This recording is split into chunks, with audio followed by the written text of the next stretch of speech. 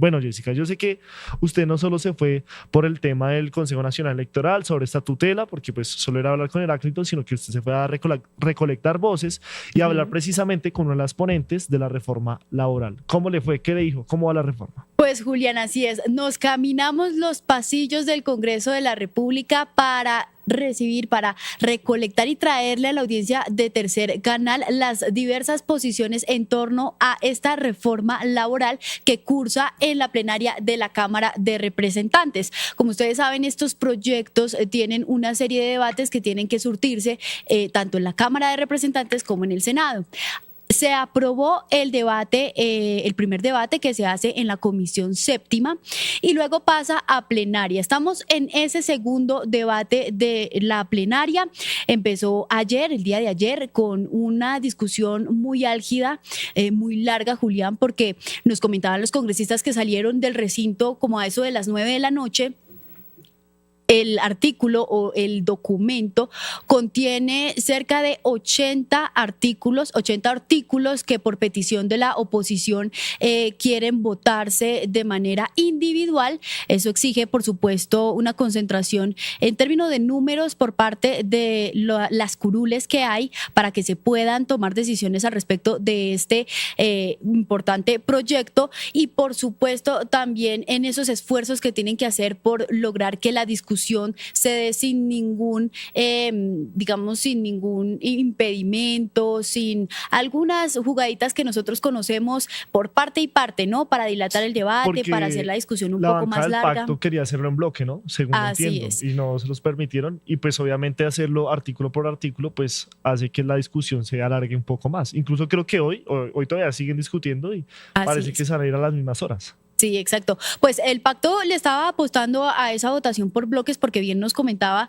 en la conversación que tuvimos allá en los pasillos del Congreso de la República la representante Mafe Carrascal, pues por bloques obviamente sería mucho más rápido el debate y además porque esta reforma no fue, digamos que no fue un proyecto que no estuviera ampliamente debatido, todo lo contrario. De esta reforma participaron no solamente los empresarios y el gobierno, sino que también los empleados y quienes van a ser esos mayoritariamente afectados por lo que se decida en esta reforma. Entonces, en esa amplitud de discusiones, de las visitas que hicieron a diferentes sectores, pues había un buen consenso. Sin embargo, la oposición marcó esa parada de que la discusión se hiciera de esa forma y pues así va la reforma. Y a propósito de cómo va, hablamos con María Fernanda Carrascal, que recuerden ustedes es la coordinadora ponente de esta reforma, una reforma que se ha discutido, que se ha construido desde el año pasado. Y bueno, Julián, aquí le traigo todo lo que nos dijo la representante María Fernanda al respecto de esta reforma y de cómo va su trámite en el Congreso.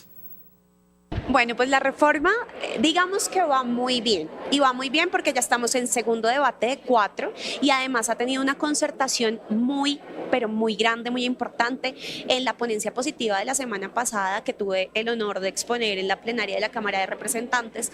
Justamente mostré que sí han participado todos los sectores, que los gremios más importantes del país que todavía dicen que no tuvieron participación desde los primeros pasos que dio esta reforma con la Comisión de Concertación Salarial. Luego acá dentro del Congreso abrimos audiencias, mesas técnicas, hemos abierto el debate no solamente en el Congreso, sino también en los medios de comunicación, en la academia. Ha sido muchos los escenarios durante estos 2 años para hablar sobre la reforma laboral y lo que a mí particularmente más contenta me tiene es que los colombianos y colombianas están hablando en el día a día, están hablando en las calles, están hablando en los taxis, están hablando en los colegios, en las universidades sobre su reforma laboral, porque hace por lo menos 20 años los trabajadores están esperando que esta reforma se dé. Por primera vez en la historia tenemos una reforma que no solamente es elaborada por el gobierno con los empresarios, sino que por fin es una reforma hecha de manera tripartita, como la Organización Internacional del Trabajo lo recomienda, lo aconseja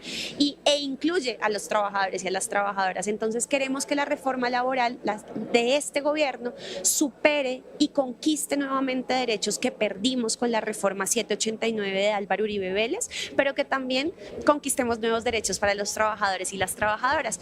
Hemos entonces en este segundo debate aprobado 7 artículos, 5 con proposiciones y 2 como vienen en la ponencia.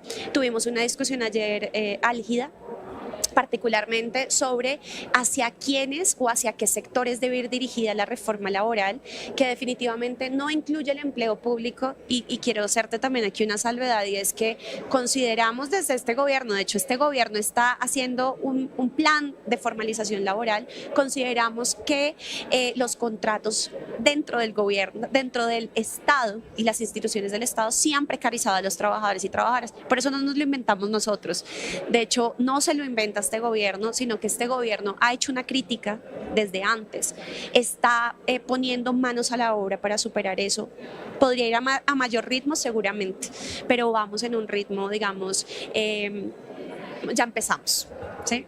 Y a través de la reforma laboral lo que estamos haciendo es, digamos, regular las relaciones laborales en el sector privado. Entonces ese fue un debate ayer sobre hacia quiénes sí, hacia quiénes no, pero lo superamos, aprobamos el artículo 3 que habla sobre la inaplicabilidad, no aplica para el empleo público, aprobamos el artículo también que habla sobre los principios que deben regir digamos, la normatividad en materia laboral, que básicamente son los que están consignados en el artículo 53 de la Carta Constitucional de la Constitución Política de Colombia, y aprobamos también un artículo muy importante sobre contrato a término fijo, ponerle un límite al contrato a término fijo que ha sido usado para enmascarar funciones misionales o permanentes. Para eso no es un contrato a término fijo.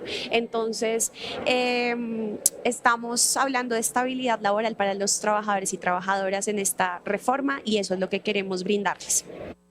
Bueno, Jessica, usted se fue hasta el Congreso a recolectar toda esta información con una de las ponentes, como es Mafe Carrascal, pero pues yo también me tomé el tiempo de revisar cuáles eran los principales argumentos de los congresistas que se oponían a esta o se oponen a esta reforma. Sí. Y una de ellas es obviamente la representante Catherine Jubinado del partido Alianza Verde, quien habla de 2 problemas que no resuelve la reforma y es el desempleo y la informalidad. Veamos lo dicho por la representante Jubinado. Me encanta que hablemos con datos porque así debe ser y yo quedo muy preocupada por la intervención de uno de los ponentes en donde dice que gracias a las políticas públicas del gobierno se está atacando la informalidad y el desempleo. Yo simplemente les quiero aquí retratar. Colombia tiene 1.6 millones de empresas. De esas, solamente 7.169 son empresas grandes. Empresas medianas son 93.000 y microempresas son 1,5 millones. O sea, realmente el tejido empresarial en Colombia es de las microempresas. Pues yo les quiero revelar que en 2023 la mortalidad empresarial en Colombia es más alta que en el año de la pandemia. En el año de la pandemia en Colombia se destruyeron 195.000 empresas y el año pasado, por cuenta en parte de las razones que acabamos de ver, se han destruido 233.400. Si las están ayudando, la verdad no está funcionando. Y si nos vamos a ver el desempleo y la informalidad, desempleados en Colombia en agosto de 2023, 2.3 millones. Desempleados en Colombia en julio de 2024, 2.5 millones. Aplauso, lo que sea que estén haciendo les está saliendo mal. Y la informalidad no se ha movido un ápice. Tenemos en 2023 13 millones de trabajadores informales y en 2024 13 millones de trabajadores informales. Entonces, las cifras nos dicen que este gobierno ni está ayudando a que se reduzca el desempleo, ni está ayudando a que se reduzca la informalidad. Las medidas que sean que estén tomando, de nuevo, les están saliendo mal. Así que estas son las cifras que lastimosamente, según su propio ministro de Hacienda, se pueden empeorar bastante con esta reforma antilaboral, porque para las pequeñas empresas esto es una reforma antilaboral.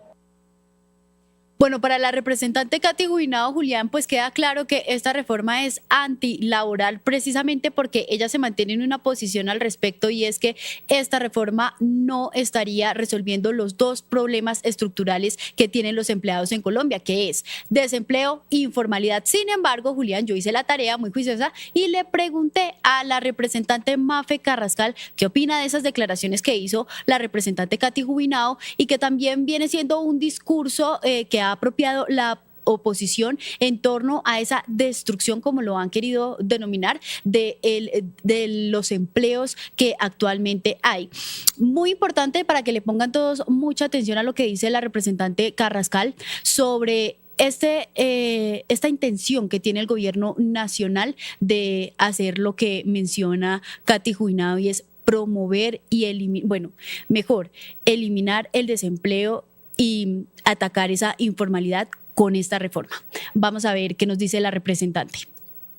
Como lo dije en mi ponencia, pero también como lo hemos repetido hasta la saciedad y bueno, las veces que sea necesario lo vamos a decir, esta reforma sí responde a la informalidad. La informalidad es un problema estructural que además ha sido sostenida, y lo demostré acá con cifras, en las últimas décadas ha sido sostenida. Ningún gobierno a los que pertenecieron los que hoy son opositores a esta reforma respondió al problema de la informalidad. Las cifras lo demuestran, ¿sí?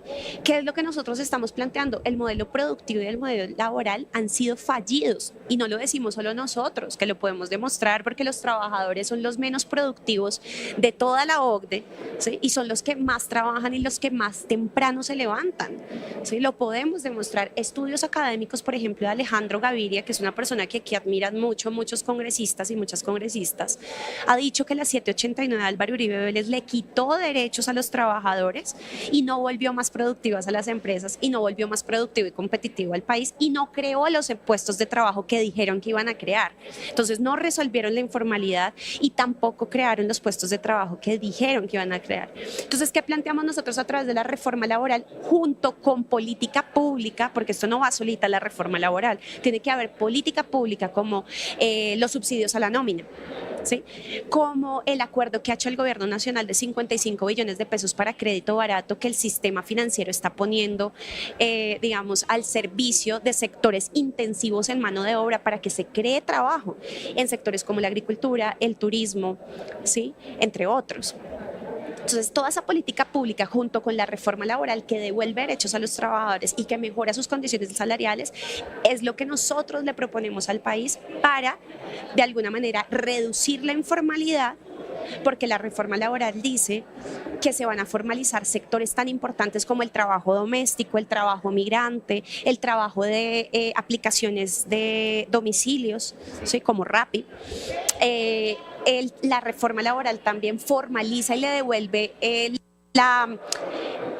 carácter laboral al contrato de aprendizaje de los estudiantes del SENA, por ejemplo. Entonces, al formalizar al menos 1 millón de trabajadores y de trabajadoras, donde también está el acuerdo con los transportadores que fueron a paro en semanas pasadas, y los incluimos en esta reforma para formalizarlos, formalizando todo este millón de personas, por lo menos hasta más de 1 millón, claro que estamos contribuyendo al problema de la informalidad, respuesta que no tuvieron, repito, los otros gobiernos, en donde sí se mantuvo esa informalidad.